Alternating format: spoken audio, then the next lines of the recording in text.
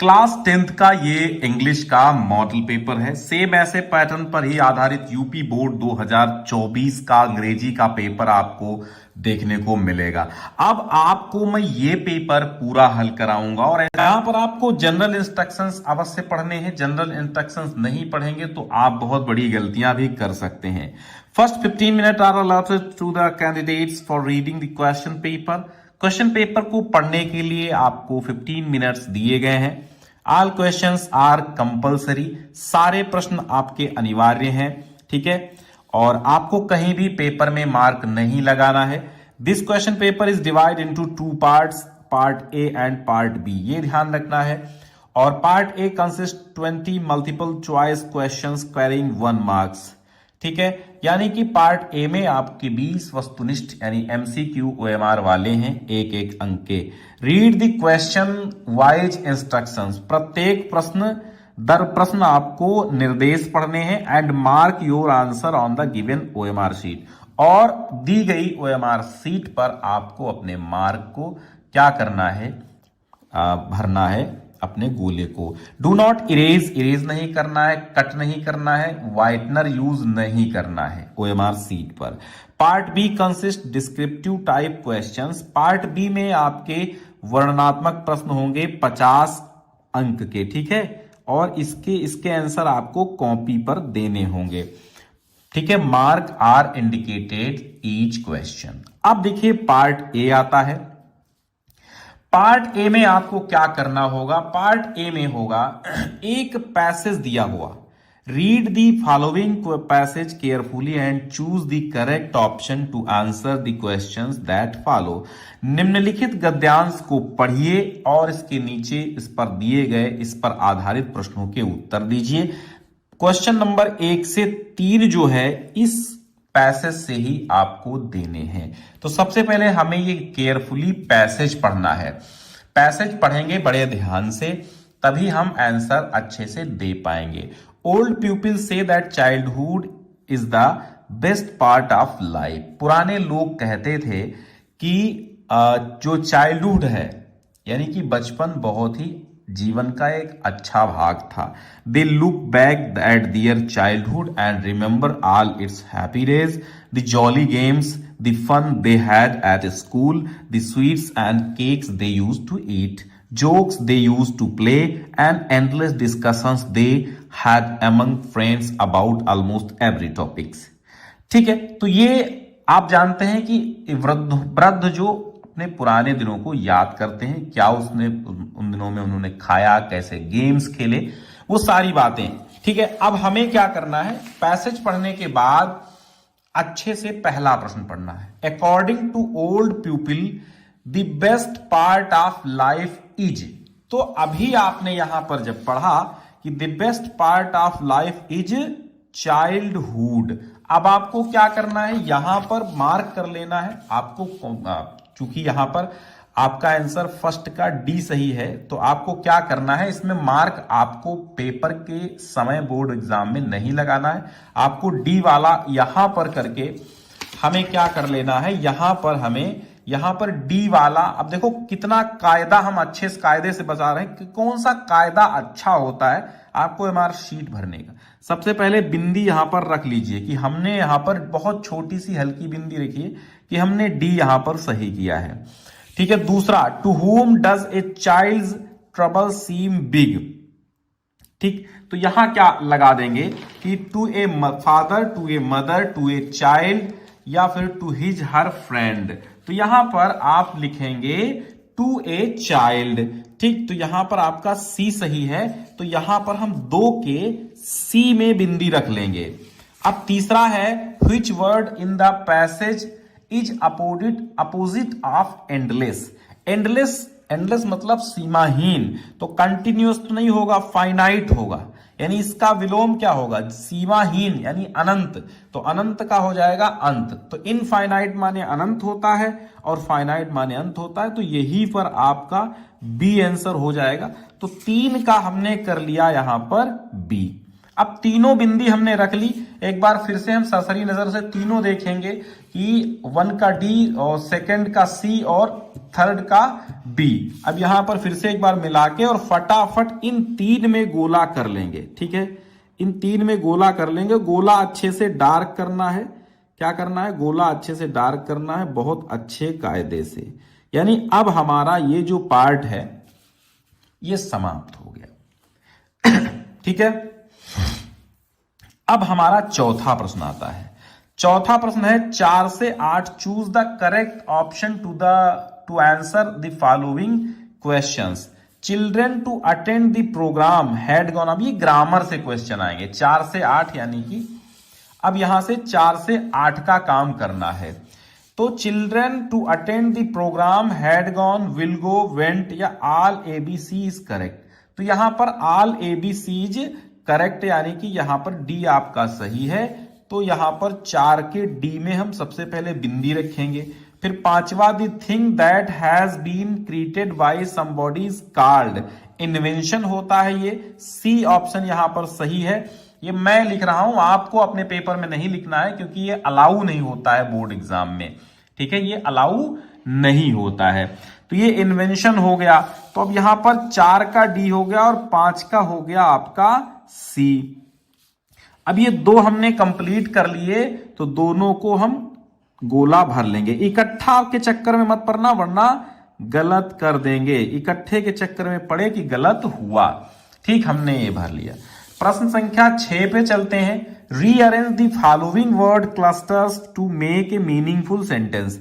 एक अर्थवान वाक्य बनाने के लिए आपको इतने जो शब्द दिए हैं इनको रीअरेंज करना है।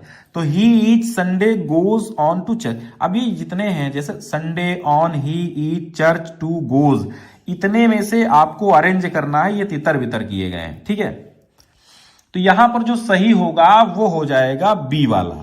ही goes to church on each Sunday. तो यहां 6 का हम बी लिखेंगे। बी को हम गोला ही सीधे कर लेते हैं। ठीक है, चलो 7वां देखते हैं। Which of the following word is misspelled, यानी कि स्पेलिंग इसकी मिस्टेक है, वो बताओ। तो which of the following words is misspelled?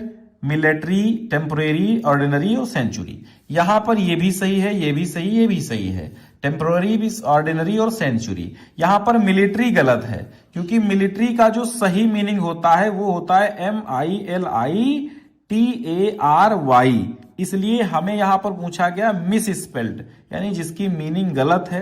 वो 7 का ए हो गया। हमने 7 के ए में गोला भर लिया। ठीक है, आगे बढ़ते हैं। The teacher pointed the mistake and Sheela corrected it. तो इसमें जो है क्या करेंगे, इसमें पॉइंटेड आउट। ठीक है, यहां पर पॉइंटेड आउट हो जाएगा। The teacher pointed out the mistake and Sheela corrected it. ठीक है, तो यहां पर आउट यानी कि डी, यानी कि 8वें का हमें डी पर गोला भरना है। तो हम डी पर गोला भर लेंगे। ठीक है, फिर आता है एक और पैसेज, और ये पैसेज कहां से आया है? ये अनसीन पैसेज नहीं है। ठीक है, ये पैसेज आपके बुक का है। बट देन आई स्लोली सा that not only was I not free, but my brothers and sisters were not free. I saw that it was not just my freedom that was curtailed, but the freedom of everyone who looked like I did. That is when I joined the African National Congress, and that is when the hunger for my own freedom became the greater hunger for the freedom of my people. यहां पर Nelson Mandela वाले part से लिया गया है, और ये जो नेल्सन मंडेला का चैप्टर है यहां से पैसेज लिया गया। ये प्रोज का पैसेज है। तो 9 और 10 नंबर यानी कि 2 अंकों का एक प्रोज का पैसेज आएगा। जो पहला पैसेज आपने देखा था वो पैसेज आपका अनसीन पैसेज होता है, यानी अपठित गद्यांश, और ये आपके किताब का दिया जाएगा। तो यहां पर आप देखिएगा, mister Mandela was not free but his brother and sister where also not free. यहां पर देखिएगा सिस्टर वेयर नॉट फ्री, तो यहां पर आल्सो नॉट फ्री, यानी कि 9 का डी आपका सही है। तो यहां पर हम 9 के डी को भर लेंगे फटाफट, देर ना करते हुए हम आराम से भर लेंगे। Mister Mandela joined the African national Congress when he found that his freedom and the freedom of everyone who looked like him was curtailed। तो यहां पर डी वाला ऑप्शन यहां पर भी सही हो जाएगा। ठीक है, क्या हो जाएगा? डी वाला ऑप्शन यहां पर भी सही हो जाएगा। हमने 10 क्वेश्चंस पूरे कर लिया ऑब्जेक्टिव, और फिर बढ़ते हैं हम अपने अगले पायदान पर। अगला प्रश्न हमारा क्या है? अगला प्रश्न हमारा है 11 से 13 जो है प्रश्न, 11 से 13 आपको अच्छे से ऑप्शन आपको करेक्ट कर लेने हैं। On the podium was first sworn in as second deputy president, तो मिस्टर डी क्लर्क थे। यहां पर बिल्कुल डी ऑप्शन आपका सही हो जाएगा। तो 11 का भी आपका डी सही हो जाएगा। ठीक है, 11 का भी डी सही हो जाएगा। ठीक। The poem was about a mother duck and a father swan। यहां पर फिल करना है आपको, तो यहां पर a father swan हो जाएगा। 12 का सी सही हो जाएगा। तो यहां पर हम 12 के सी को हम आराम से सही कर लेंगे। जल्दबाजी OMR शीट में नहीं करनी है। During our childhood in Goa the baker used to be our friend companion and guide. तो यहां पर गाइड हो जाएगा, हेल्पर टीचर नहीं होगा।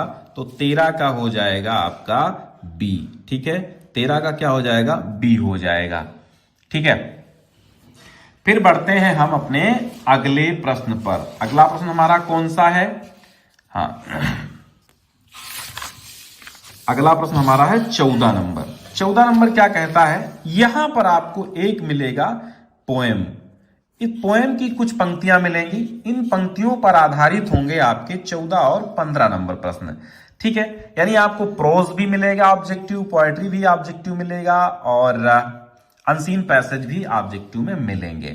तो यहां पर है कि सम से the world will end in fire. कुछ लोग कहते हैं कि ये दुनिया आग में खत्म होगी। सम से इन आइस। कुछ लोग कहते हैं दुनिया बर्फ से खत्म होगी। From what I have tested of desire I hold with those who favor fire।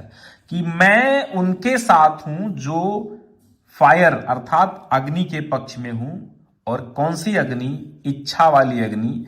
और कहता है लेखक कि ये जो आकांक्षा, इच्छाओं की जो आग है, इसी से दुनिया खत्म होगी, है ना। तो some people say that the world will end in fire. तो यहां पर आप फायर लगा देंगे। 14 का डी सही हो जाएगा।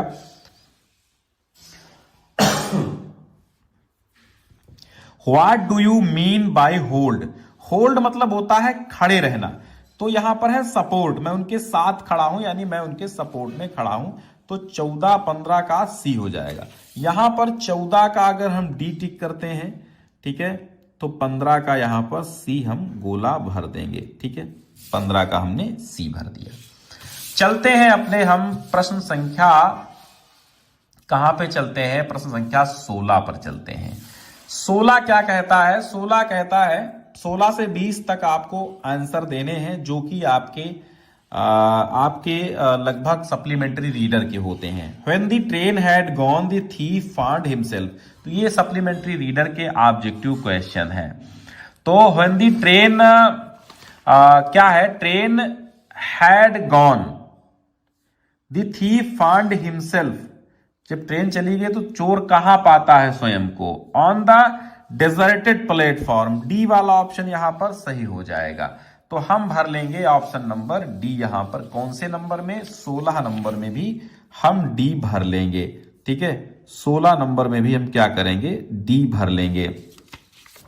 17 number, when the thief अवोक the next morning he found. जब वो जगा अगली सुबह तो क्या उसने पाया? तो पाया Anil had made the T. ठीक है, सी ऑप्शन यहां पर सही है। तो 17 का भी हम कर लेंगे सी पर गोला। ठीक है, भर लेते हैं यहां पर भी। और 18 number, Griffin swallowed certain rare drugs and his body became. Griffin एक साइंटिस्ट था जिसने निगल ली थी कुछ रेयर अर्थात कुछ दुर्लभ दवाइयां उसने खा ली थी और उसकी बॉडी कैसी हो गई थी, तो ट्रांसपेरेंट हो गई थी, इनविजिबल हो गई थी, अदृश्य हो गई थी, बिल्कुल मिस्टर इंडिया हो गया था। तो यहां पर बी ऑप्शन आपका सही हो जाएगा। फिर है 19वां, mister Jaffers. Mister Jaffers and the constable had to arrest a man without a head, legs, eyes और ग्लासेस। तो यहां पर क्या सही हो जाएगा, विदाउट ए हेड। यहां पर 19 का ए सही हो जाएगा, यहां पर हम ए भर देंगे, ठीक है, ए भरेंगे। Eight Harvard medical school Richard एब्राइट began doing experiments because he wanted, वो क्या चाहते थे, टू टेस्ट हिज थ्योरी, अपनी थ्योरी को टेस्ट करना चाहते थे। तो 20 का भी हो जाएगा डी, ठीक है, ठीक है। चलो अब यहां पर आप देखते हैं तो पूरे के पूरे आपने प्रश्न लिए कर। अब यहां क्या करना है, जो आपने यहां उत्तर लगाया है, ठीक है, जो आपने यहां 1 का डी भरा है, तो इसी तरह आप यहां पर 1 का डी भर दीजिए, ठीक है। इसी तरह आपने 2 का क्या भरा है, 2 का सी, 3 का बी, तो 2 का सी, 3 का बी। इसी तरह ये पूरा आप यहां तक भर लेंगे, जो जो यहां पर आपने गोले भरे हैं वो यहां पर भर लेंगे। अब काम करते हैं एक अच्छा सा, कौन सा काम करते हैं, ओएमआर शीट को हटाते हैं और पेपर को पूरा का पूरा पार्ट बी हम देखते हैं, ठीक है। ये आपके ओएमआर पर आधारित 20 प्रश्न थे और अब पार्ट बी देखिएगा। पार्ट बी में आपको एक पैसेज मिलेगा और ये पैसेज कैसा मिलेगा, ये अनसीन मिलेगा, ठीक है। Long long ago there was a king in Greece, he had 3 lovely daughters. The first daughter was very beautiful, the second daughter was more beautiful, but the third was the fairest of all. She was most beautiful girl in the world. Her name was Psyche. Venus the great goddess of the Greeks was angry with her. She was jealous of her beauty. She called Psyche to her place and asked her, ठीक है। तो ये जो है आपका एक passage आएगा, इस पैसेज में आपको क्या करना होगा, इस पैसेज को आपको पढ़ना होगा और ये चारों प्रश्नों के उत्तर आपको कॉपी पर लिखने होंगे। How many daughters did the king of Greece have, तो how many daughters, 3 lovely daughters यहां पर है, तो इस तरह आप लिख देंगे 2 2 2 6 7 अंकों के, यहां पर 4 आएगा, 4 प्रश्न आएंगे 7 अंकों में, ठीक है। 7 अंकों में ये 4 प्रश्न आपको करने होंगे और जो लास्ट का होता है वो पैसेज में मीनिंग्स या अपोजिट या कुछ वोकैबुलरी का क्वेश्चन होता है, कुछ आपसे एक अर्थ पूछेगा। अनअट्रैक्टिव मीन्स क्या होता है, जो अनअट्रैक्टिव मतलब अगली हो जाता है ना, अगली हो जाएगा, जैसे यहां पर लिखा है अगली, तो जो आकर्षित नहीं, आकर्षक नहीं है वो क्या, अनाकर्षक है, यानी कुरूप है, ऐसा कह सकते हैं, ठीक है। फिर आपको क्या करना होगा, राइटिंग सेक्शन। ये तो था रीडिंग सेक्शन, आपने पढ़ा, समझा, देखा, उत्तर दिया, और फिर आपको लिखना है राइटिंग सेक्शन में। यहां पर रीडिंग सेक्शन में भी कॉपी पे लिखना ही होगा। फिर राइटिंग सेक्शन आता है, राइटिंग सेक्शन में क्या करना है आपको, write a letter to your elder brother requesting him to send you 10,000 to prepare yourself for the competitive examination.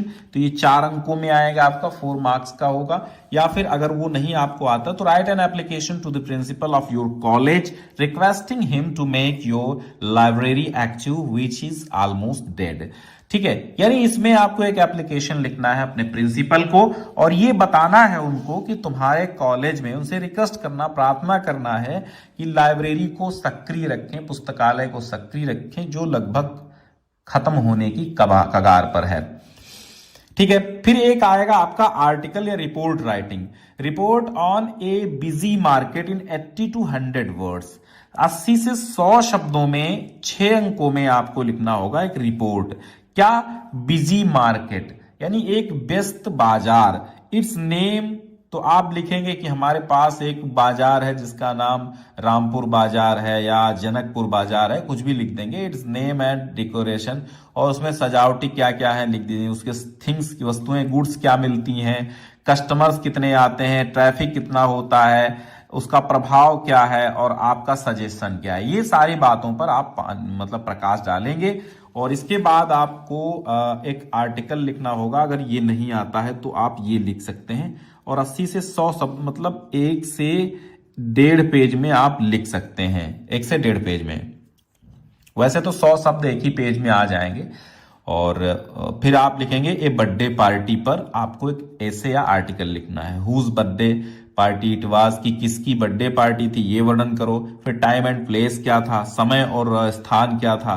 फिर डिस्क्रिप्शन अपना वर्णन करो, सेलिब्रेशन कैसे किया और आपका वहां पर प्रभाव क्या रहा, इंप्रेशन। ठीक है। फिर आता है grammar section. Rewrite the following sentence by changing into indirect speech. अब आपको डायरेक्ट स्पीच से इनडायरेक्ट में बदलना होगा। तो कैसे बदलेंगे भाई, आइए हम बताते हैं आपको। The teacher said to me your duty is to take care of your parents. तो आप यहां लिखेंगे the teacher told me that my, ठीक है, that my duty was to take care of my parents, हो जाएगा। Change the following into passive voice, active voice से passive voice बनाना। The king shot the line, तो आप क्या लिखेंगे, द लाइन, ठीक है, द लाइन, ये स्मॉल ही होगा। The line was shot, the line was shot by the king, ठीक है। चलिए, और पंक्चुएट ऑफ द फॉलोइंग, इसको पंक्चुएट करना है। राकेश सेड टू श्याम, ठीक है, इसको पंक्चुएट करिए। फिर ये आपका है ट्रांसलेशन 4 अंकों में आएगा। मैं अपने माता पिता के साथ रविवार को लखनऊ जाना चाहता था। तो सिंपल सा बात लिख देंगे आप, I wanted to go to Lucknow with my parents on Sunday. गाड़ी जो है प्लेटफॉर्म नंबर 1 पर खड़ी थी। तो the train was on platform number 1, ठीक है। और गाड़ी में भीड़ नहीं थी, इसलिए हम लोग आसानी से बैठ गए, ठीक है। It was not crowded so we got the seats easily, और गाड़ी सही समय से चल दी। The train departed at the right time, हो जाएगा। फिर लिटरेचर सेक्शन में आपका 6 अंकों में आना है, और 6 अंकों में 3 6 लिखा है ना। यहां पर आपको 2 प्रश्नों के उत्तर देने हैं 30 से 40 शब्दों में, यानी शॉर्ट आंसर टाइप क्वेश्चन है, लघुत्तरी है। What was the single hope of the for the family of Lencho, Lencho की फैमिली की एक क्या आशा थी, मात्र एक, ठीक। तो why was mister Keesing a teacher annoyed with the author. अब 2 में से किसी एक का आंसर देना होगा। How long was Mandela not troubled by the laws of man और गॉड। तो यहां पर या तो आप ये लिखिए या फिर लिखिए what was the result of the incident when Bodhidharma cut off his eyelids and according to an Indian legend। नहीं, इनमें 4 में से किसी एक का आंसर आपको देना होगा, मतलब 4 में से किसी 2 का आंसर देना होगा, चाहे उन 2 का दीजिए चाहे उन 2 का दीजिए। फिर आपको ये तो आपके आ गए प्रोज भाग के। फिर आपके ये जो प्रश्न है ये देखिए कहां से हैं।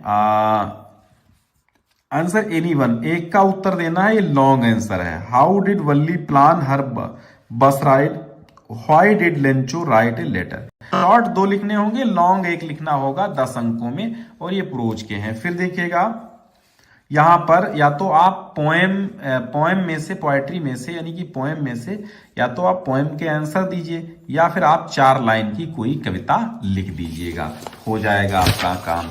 फिर देखिएगा लास्ट में आते आते या तो एक 3 अंकों में आपको एक सेंट्रल आइडिया लिखनी होगी। Dust of snow tiger in the zoo the trees. और फिर यहां पर आपका ये जो आएगा, ये आपका कहां से प्रश्न आए हैं, ये सारे के सारे प्रश्न आपके कहां से आते हैं भैया? ये आते हैं सप्लीमेंट्री रीडर से।